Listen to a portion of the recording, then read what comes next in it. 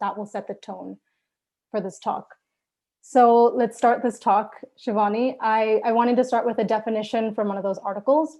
So it reads, psychological invalidation is the act of rejecting, dismissing, or minimizing someone else's thoughts and feelings. It implies that a person's experience is unimportant, wrong, or unacceptable and causes greater psychological distress, which makes the recipient filled with self-doubt. For example, the phrase, "it could be worse," or "I'm sure it wasn't that bad."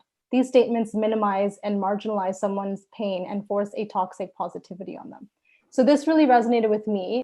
I feel like I can try and understand what good intention that phrase could come from. I would assume gratitude, which is a great tool for self-improvement, but it's another thing when you're using gratitude, I think, or comparison to someone else to bypass your emotional response to something that happened to you.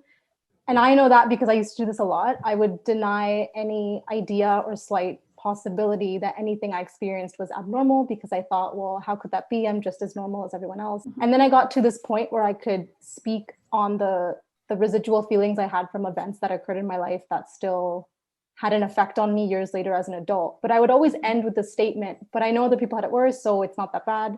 And I thought that was just me trying not to make my life sound like a sob story. But it took me being asked, why do you invalidate and make excuses for your pain, for me to realize that's what I was doing.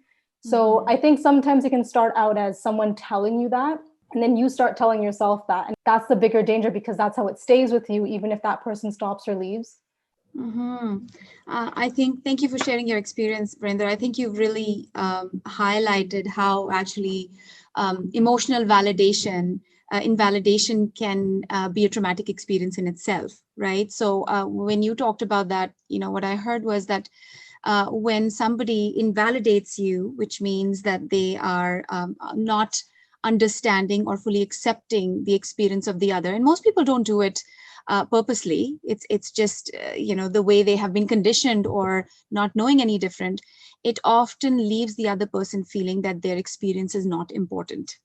And often that invalidation that comes externally can eventually be internalized, where we begin to internalize and invalidate our own experiences as if they don't matter, right? And it's often a conditioned response because you've learned to invalidate yourself to protect self in some way, and then developing a core belief that your experience is not important. Another episode of the Speak Real podcast, sharing one-on-one conversations. We believe that storytelling is the best way to empower youth and give them the platform to find their voices. Presented by YouthSpeak. Youth experience, youth voice, youth empowered.